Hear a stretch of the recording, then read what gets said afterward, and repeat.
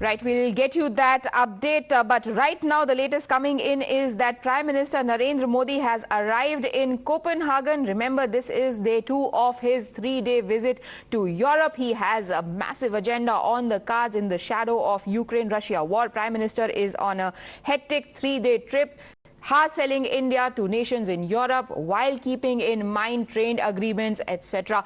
Srinjoy Chaudhary now joins us for more perspective. Srinjoy, Prime Minister has had a very successful trip to Denmark and now it is Copenhagen. To Germany, I'm sorry, now it's Copenhagen. Yes, absolutely. He's going to be in Copenhagen for 2 days, and the first day will be for Denmark. The next day will be a meeting with 5 other prime ministers. The prime ministers of Norway, Sweden, Finland, Iceland, and Denmark. As far as Denmark is concerned today, a lot of things are expected. Naturally, the situation in Europe will come up, Ukraine and so on. But what we are hearing is that 5 or 6 big projects are going to be cleared. One will be in the Prime Minister's constituency, Varanasi, and there, what we are hearing is there'll be a center of excellence to clean the Ganga. There will be another water conservation center of excellence in Pune, and a third one on green shipping, how to produce green fuel as opposed to fossil fuel for ships. That's going to come up. The Prime Minister has also specifically asked that there should be something on skill development, and that too will come up. Right. Srinjoy sir, if I could please request you to stay on with us because we can see visuals coming in. If you could hear the ambient sound of these visuals where Prime Minister is yet again interacting with people from India, the expat community, the personal touch that the Prime Minister likes to bring in whenever he is outside of India, which also makes him a very popular leader. If I could request our PCR to help us hear into what really is that interaction about.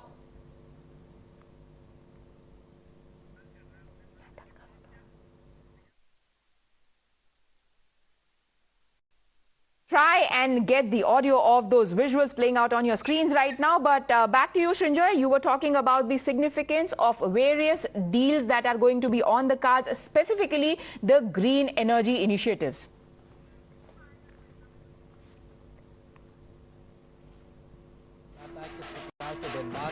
उत्साहित है प्रधानमंत्री नरेंद्र मोदी की इस यात्रा को लेकर और ये सांस्कृतिक झलक भारतीयता की जो समृद्ध सांस्कृतिक विरासत है इसकी झलक कोपेनहेगन एयरपोर्ट पर साफ तौर से दिखाई पड़ रही है.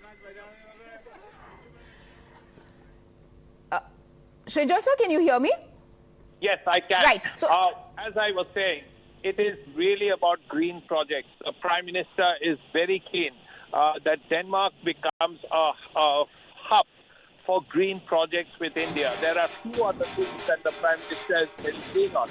One is offshore.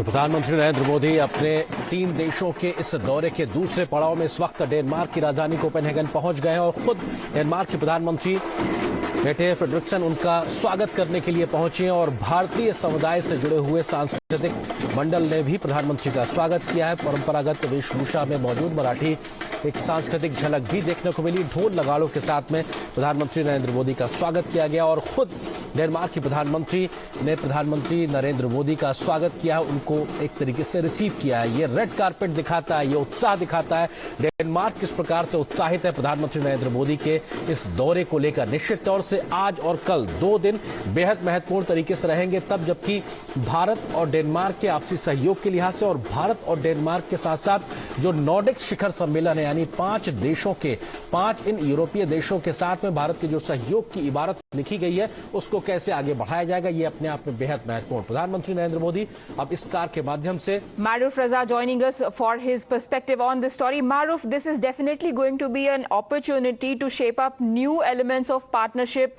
whether it is skill development or agri-technology or green energy between India and Denmark and Nordic countries. Well, the Nordic countries have been a key element in the European strategy for energy and alternate energy. And it is time that India engages with them because they have themselves recently expressed a desire for reaching out to India for other non-traditional sources of energy. And to that extent, I think Mr. Modi's trip is very welcome. Also, the fact is that India needs to diversify its sources of energy dependence, which is largely on the Gulf countries and hydrocarbon and petroleum-related fuels. The other aspect is that they are scientifically very advanced, and they have amongst them some countries that are top-of-the-line defense manufacturers. Mr. Modi's trip is basically going to focus on three areas. One is a strategic partnership with elements of energy and alternate energy. The other is the defense partnership, and thirdly, trade. All of them, Europe is looking for new options, particularly after the Russian invasion of Ukraine. And the European Union president was recently in India, had also expressed the need for deeper partnership. India should grab that opportunity.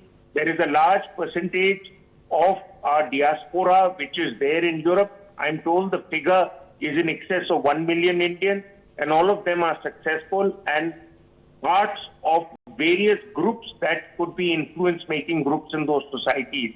So I think the trip is well planned, well timed, and of course Mr. Modi will finally be going to France, where Mr. Macron has been re-elected.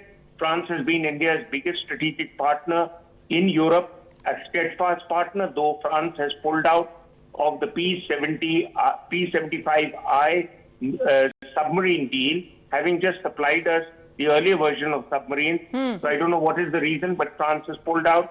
But France,